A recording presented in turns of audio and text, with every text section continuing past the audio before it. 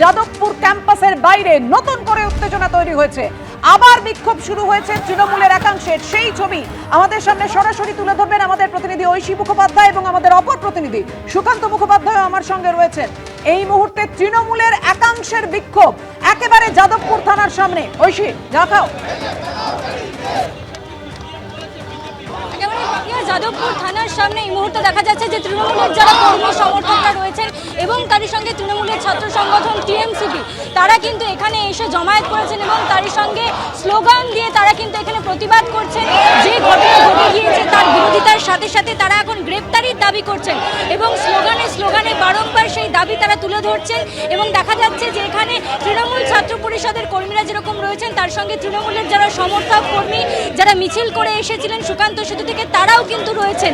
তারা এখানে বসে অবস্থান বিক্ষোভের সাথে সাথে স্লোগান তুলে রীতিমতো প্রতিবাদ করছেন যে ঘটনা ঘটে গিয়েছে যাদবপুর বিশ্ববিদ্যালয়ের অন্দরে এবং যেখানে শিক্ষামন্ত্রীর গাড়ির ওপর ভাঙচুরের চেষ্টা হয়েছে এবং তারই সঙ্গে বিভিন্ন ঘটনা, সেই ঘটনা প্রবাহকে সামনে রেখেই দেখা যাচ্ছে তারা এই মুহূর্তে যাদবপুর থানার বাইরে কিন্তু প্রতিবাদ জানাচ্ছেন।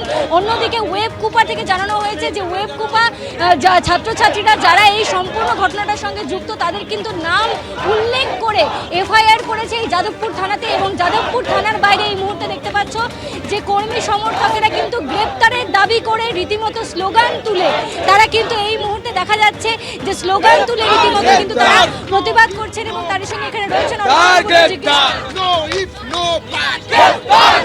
যতক্ষণ না দোষীদের গ্রেপ্তার করা হচ্ছে, দোষীদের গ্রেপ্তারির দাবিতে শান্তিপূর্ণভাবে এই অবস্থান বিক্ষোভ তৃণমূল কংগ্রেস, তৃণমূল ছাত্র পরিষদ, তৃণমূল যুব কংগ্রেস ঐক্যবদ্ধভাবে শান্তিপূর্ণ পন্থায় এই অবস্থান চলবে।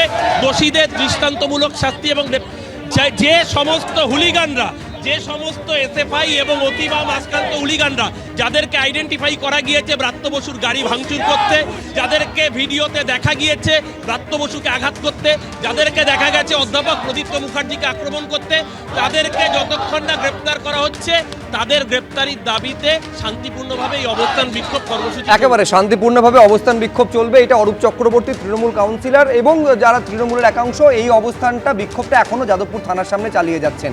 এইবারে আসি থানা থেকে কিছুটা দূরে যাদবপুর ক্যাম্পাসের কি পরিস্থিতি, কারণ যাদবপুর ক্যাম্পাস যেভাবে আজকে রণক্ষেত্র হয়ে উঠলো সেখান থেকে যাবতীয় ঘটনার সূচনা। কি ছবি সুকান্ত মুখোপাধ্যায় আমাদের প্রতিনিধি তুলে ধরবেন, দেখাও সুকান্ত।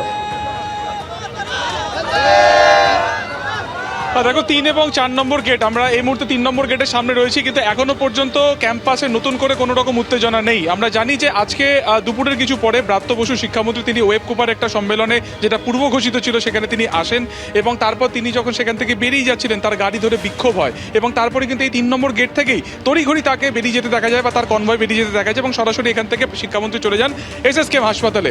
এই মুহূর্তে কিছুক্ষণ আগে আমরা দেখলাম যে তৃণমূলের তরফে যে প্রতিবাদ মিছিল তারা সুকান্ত সেতু থেকে শুরু করে একদম যাদবপুর ইউনিভার্সিটি থেকে যাচ্ছিল এই ক্যাম্পাসের সামনে থেকেই তারা কিন্তু তখন যায় এবং একটা উত্তেজনা তৈরি হয়েছিল। পরবর্তীকালে সেই উত্তেজনা ছড়ায় কিন্তু একেবারে থানার সামনে, যেখানে পরবর্তী সময় তারা দীর্ঘক্ষণ অবস্থান বিক্ষোভ করেছিল এসএফআই এর তরফে এবং অবস্থান সেখান থেকে ওঠার পরে এই মুহূর্তে তৃণমূলের যারা যারা যারা যে সংগঠন রয়েছে তারা সেখানে বিক্ষোভ দেখাচ্ছেন। কিন্তু এই মুহূর্তে ক্যাম্পাসের যে অবস্থা তুমি দেখতে পাচ্ছ যে পুরোপুরি শান্ত অবস্থাতে রয়েছে।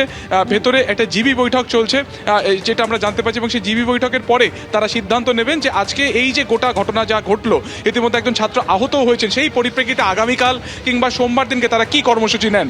আপাতত যেটা দেখা যাচ্ছে একেবারে সেই কর্মসূচির দিকে নজর থাকবে।